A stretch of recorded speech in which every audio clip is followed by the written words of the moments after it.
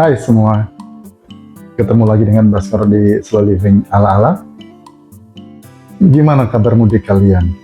Lancar kan? Informasi dari medsos yang beredar bahwa pemudik tahun ini turun 24% lebih sedikit, sehingga asumsinya harusnya lebih lancar dari biasanya. Gimana acara kumpul-kumpul keluarganya? Menyenangkan? Atau malah kebalikannya? Pertanyaan-pertanyaan legendaris yang biasa muncul setiap kumpul-kumpul bersama di acara hari raya apapun, misalkan gimana sekolahnya? Udah lulus belum? Udah kerja belum? Kalau udah kerja lulus, pertanyaan berikutnya, naik ke step berikutnya, udah nikah belum? Kalau ternyata udah nikah, bagian nikah, ditanya lagi, udah punya anak apa belum? Pertanyaan-pertanyaan legendaris itu selalu saja muncul setiap saat. Entah apa yang terjadi, tapi selalu aja muncul. Atau kalau nggak pertanyaan-pertanyaan legendaris, kadang ya, di beberapa tempat tuh ada ajang pamer-pameran ya, saling membandingkan. Misalkan,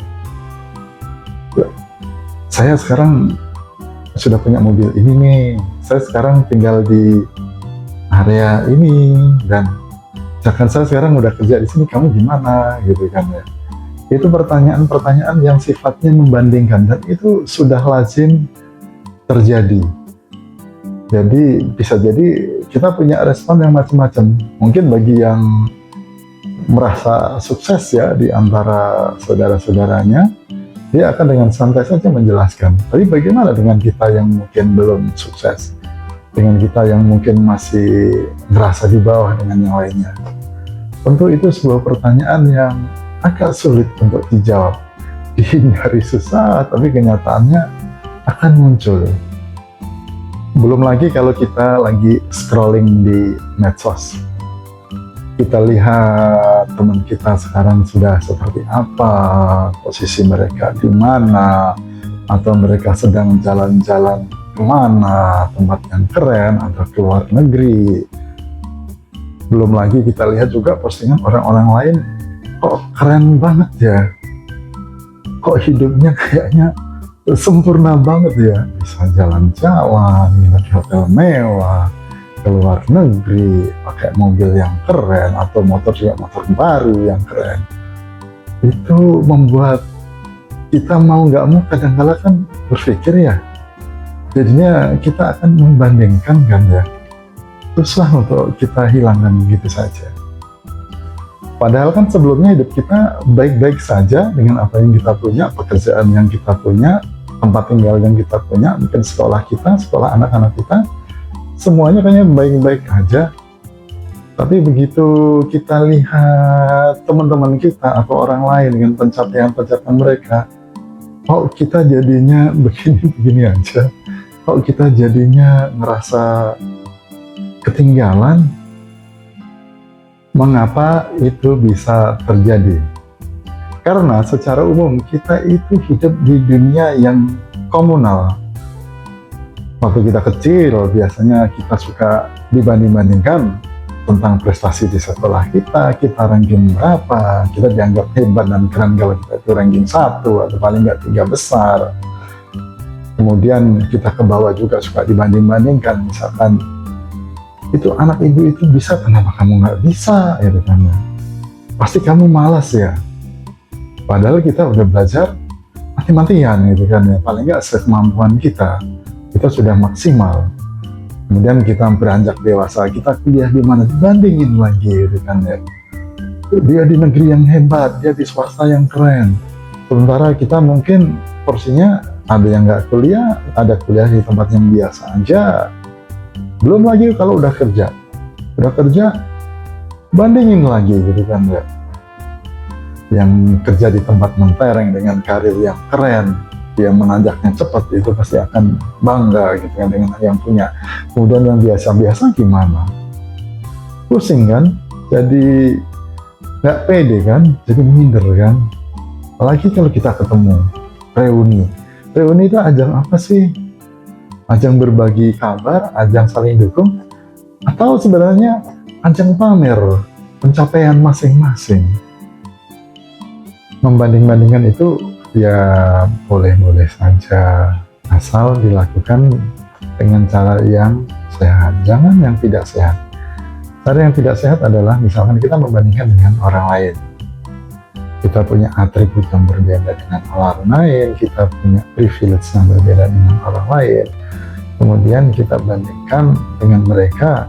Iya kalau kita menang, kalau enggak, bukannya kita semangat dan lebih maju, jatuhnya kita malah jadi stres dan depresi karena kita merasa bahwa kita begitu-begitu aja. Membandingkan yang lebih sehat itu adalah jika kita membandingkan yang pertama dengan diri kita sendiri. Kenapa harus dengan diri kita sendiri? Karena patokan tiap orang kan berbeda ya. Kalau kita membandingkan dengan diri sendiri, kita berusaha melakukan atau membuat kemajuan 1% saja setiap hari. 1% lebih baik, 1% lebih konsisten, dan kita lakukan secara terus-menerus, secara konsisten dengan disiplin yang bagus, maka akan membuat kita mengalami kemajuan yang lebih bagus dan lebih solid. Contohnya misalkan kita jalan kaki, kita mau sehat kan, kita lakukan jalan kaki, tidak harus langsung misalkan 10.000 langkah, 15.000 langkah, cukup aja 3.000 langkah atau 30 menit. Asal setiap hari kita lakukan yang ringan-ringan aja, rutin, tidak harus kecepatannya tinggi, pokoknya jalan aja terus.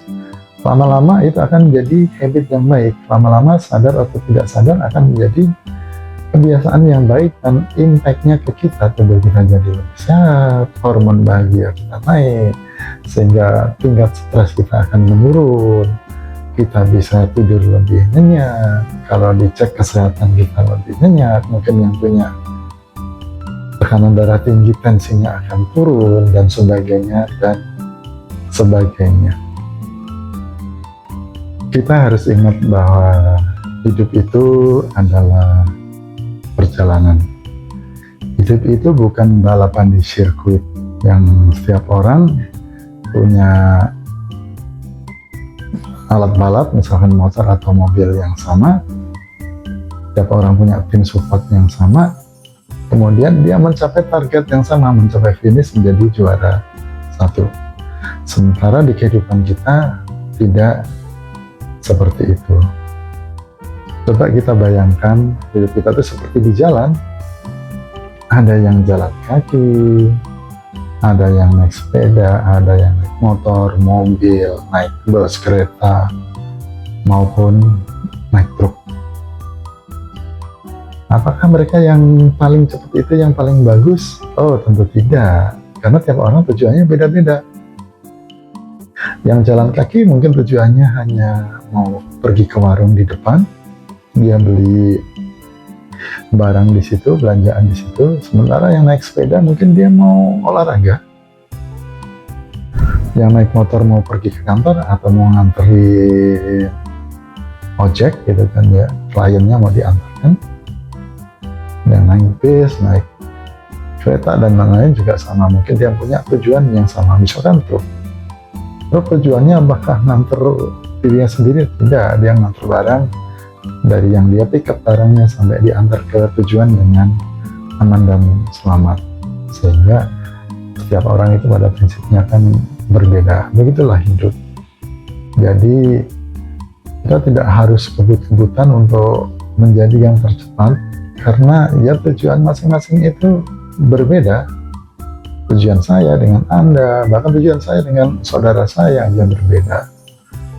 Sehingga kita harus bisa memahami itu, kita harus bisa menerima keadaan itu, kita harus bisa menerima kondisi kita apa adanya, sehingga kita bisa mengambil strategi mana yang terbaik untuk melalui perjalanan ini. Jalan yang mana yang terbaik agar kita bisa tetap aman dan selamat dan nyaman. Oleh karena itu, nggak perlu bercepat-cepatan, nggak perlu juga lambat-lambatan. Yang penting tetapkan tujuan kita mau kemana, mau nyampe apa, kita mau pakai alat transport seperti apa, tetapkan kecepatan kita, sehingga hidup kita akan jalan dengan baik dan lancar sesuai dengan harapan kita. Baik, demikian sharing saya hari ini tentang pembandingan atau perbandingan sosial. Semoga bermanfaat. Sampai ketemu di materi berikutnya. Ciao.